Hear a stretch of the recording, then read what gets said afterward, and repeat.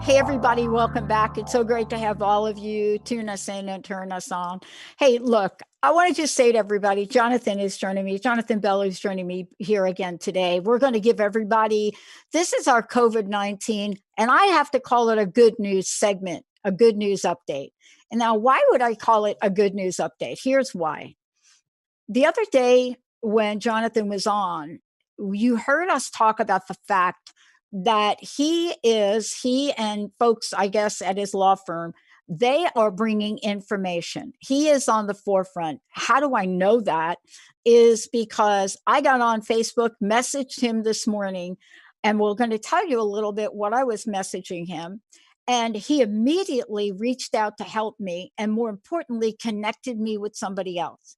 So when I say that beyond being a fantastic attorney, representing labor law across the country, you know, he and what his colleagues are doing, mostly him, I think, at this point, they are doing what Gina Rivera is doing for Business of One people, connecting and providing information. So I don't know what I don't know. And today, Jonathan, I know even less than I thought I knew. How are you? How are you doing?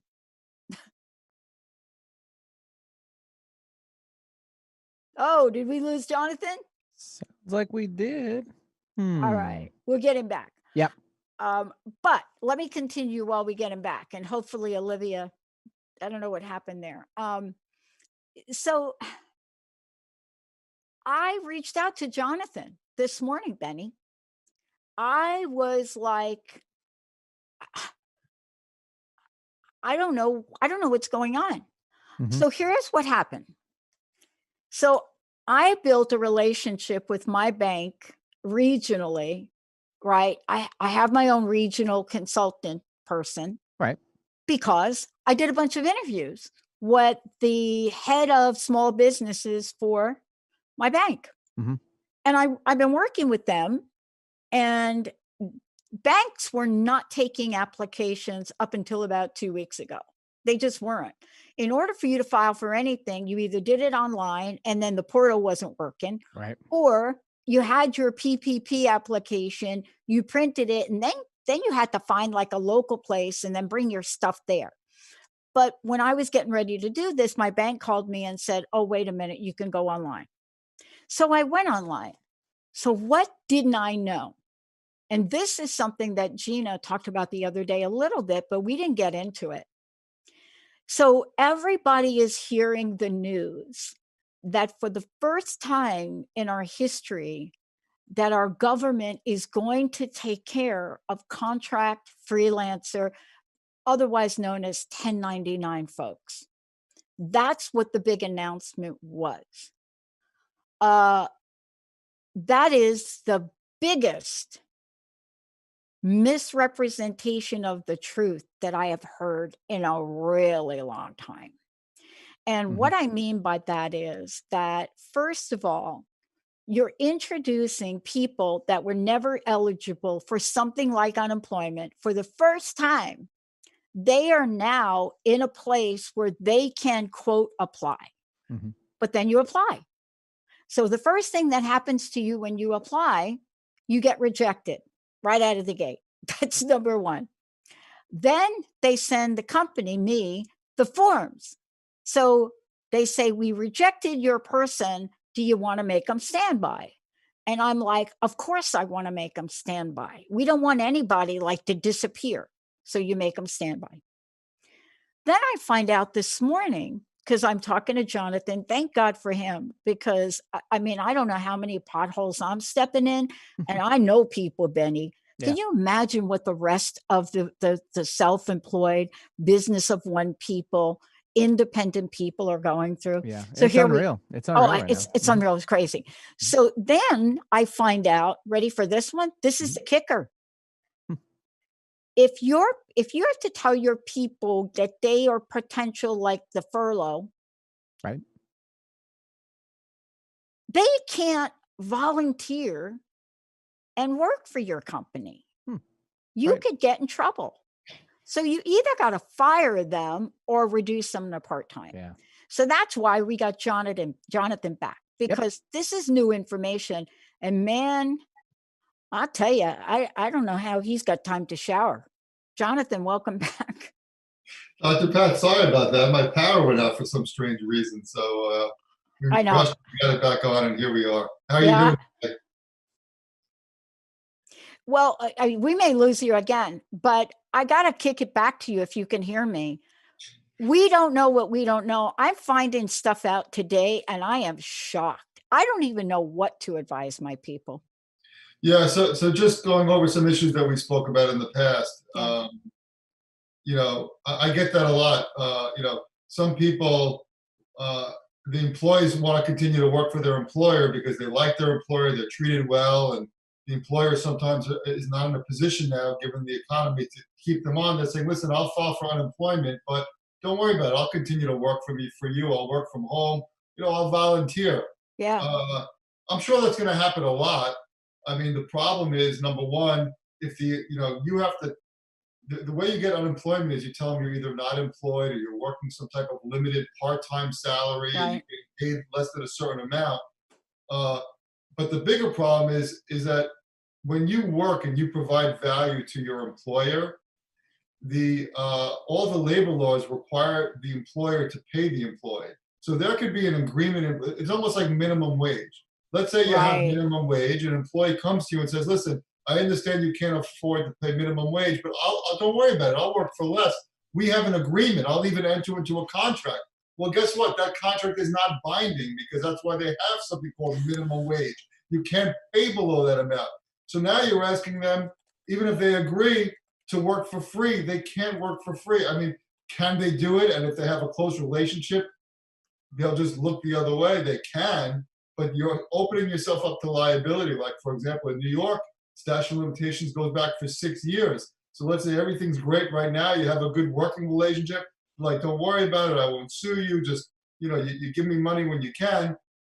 3 years goes down the road, and now the employee doesn't like the employer that much, or they feel like they've been taken advantage of. Now the employer has to worry about a lawsuit of paying not only the back wages, but double damages, attorney's fees. You get to a very expensive process. So, beware if you're working out arrangements, having people work for less than minimum wage or no wage at all, or if you're having the, quote unquote interns come in, right? Because that's a big thing with the interns.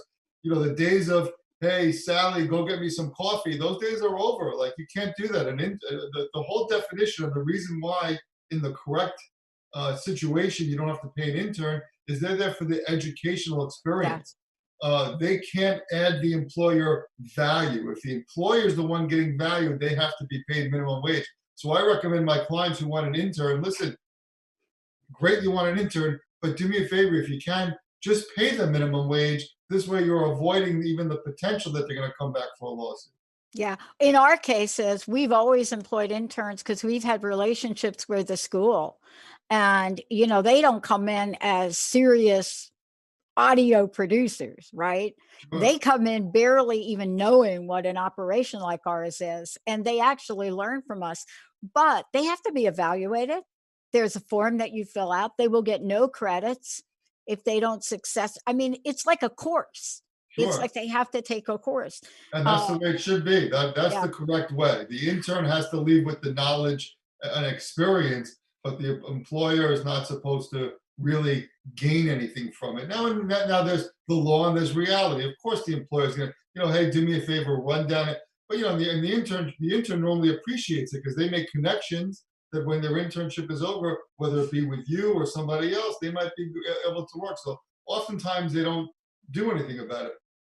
We've all heard of those lawsuits.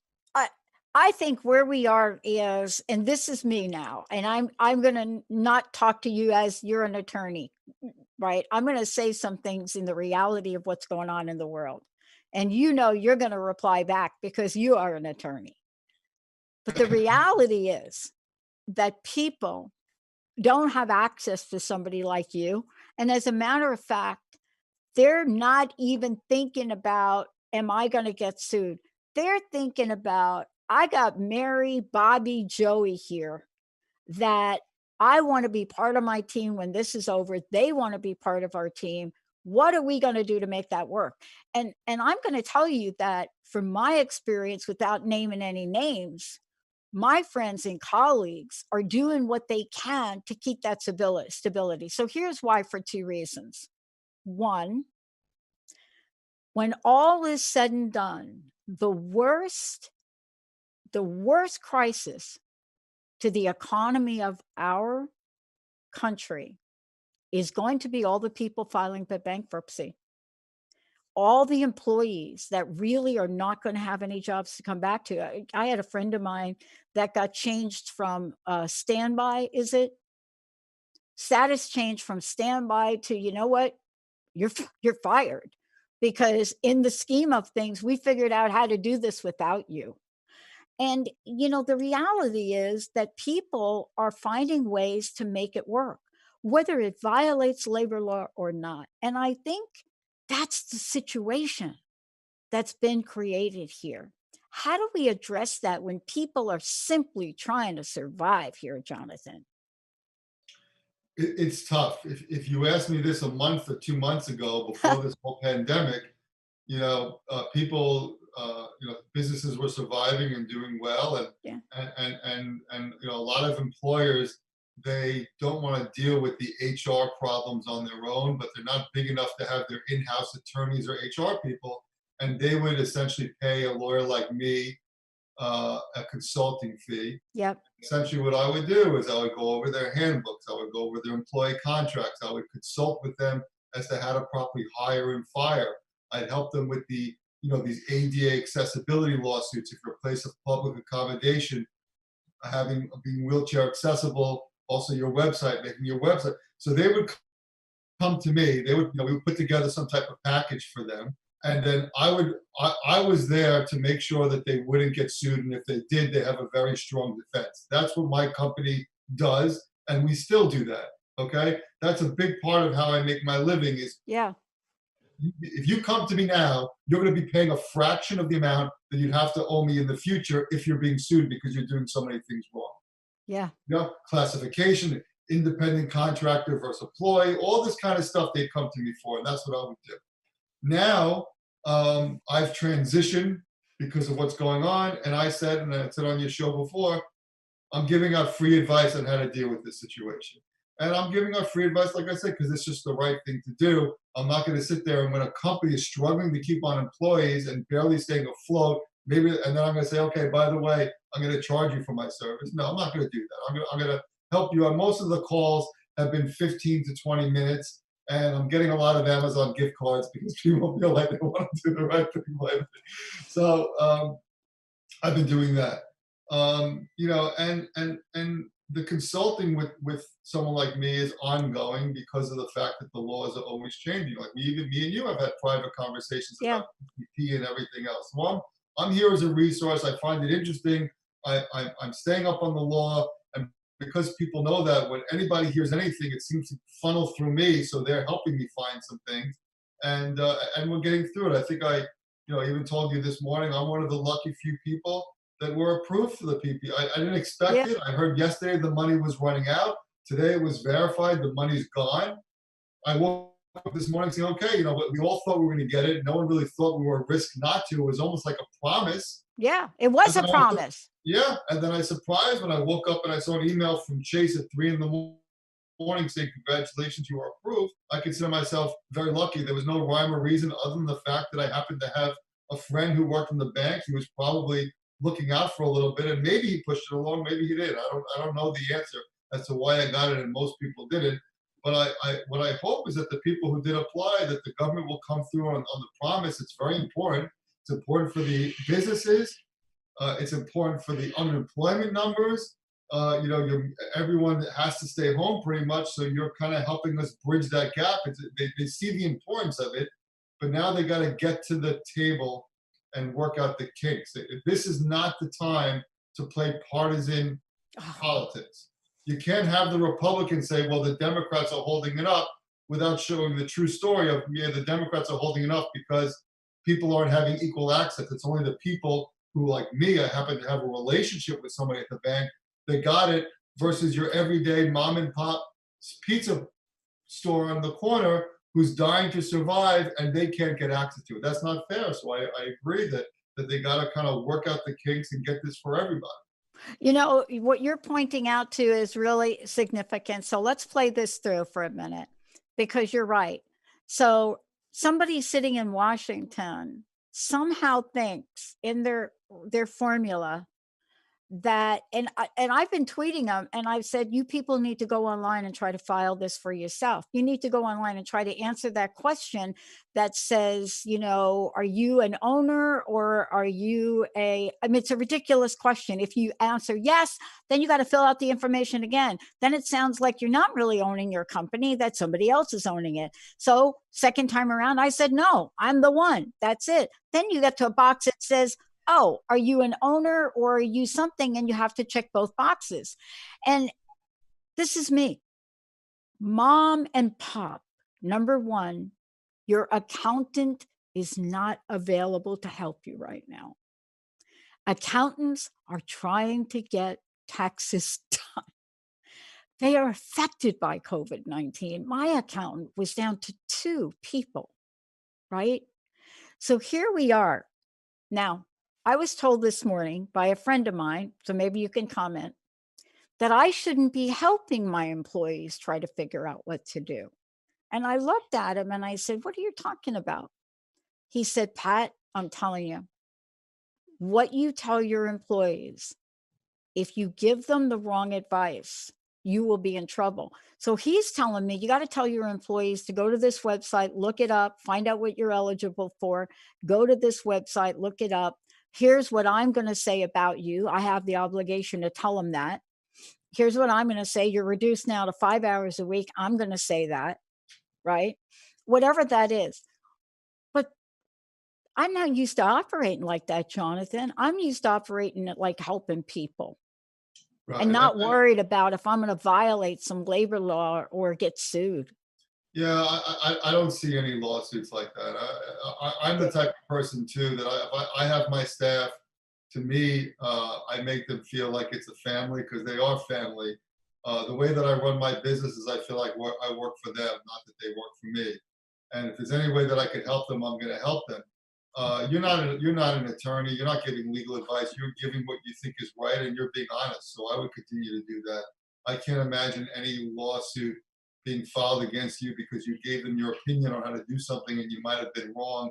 I just don't see it. I mean, the typical lawsuits, involve, not paying people properly who are working overtime, not giving them time and a half, or some type of, discriminating against someone, sexually harassing. Those are where the cases are. And what the employees who have to be more concerned are the ones who are, when an employee comes back and said, listen, I tested positive for COVID-19, you got to do the right things in the law in those situations as far as the paid sick leave. You can't just turn around and fire them, unless if you're firing everybody because your business is closing, then you can fire them. So it's still an important time in certain issues to be contacting a labor attorney. And you want to contact someone who knows what they're doing and reading the new laws every day. I mean, that's really the key, because whenever I advise a client, I say, listen, I'm advising you today, and I give them the date. That doesn't mean that things are not going to change tomorrow and the next day. So keep me on speed dial, and if I think of it, I'll try to contact you too if it affects my advice from the day or two before. It's just like these PPP loans. When they first came out, what they were supposed to be, you're just constantly hearing about changes. And first they were saying that even when you apply for the loan, you could consider your rent and utilities and independent contractors. And then it seems to kind of change as things goes on, and then you kind of learn what the truth is. But now, what it is they strictly give you the number based on your payroll. That's it. And then the forgiveness part, you could then pay your rent and utilities as long as it's less than 25% of how you use that money within the 8 weeks time.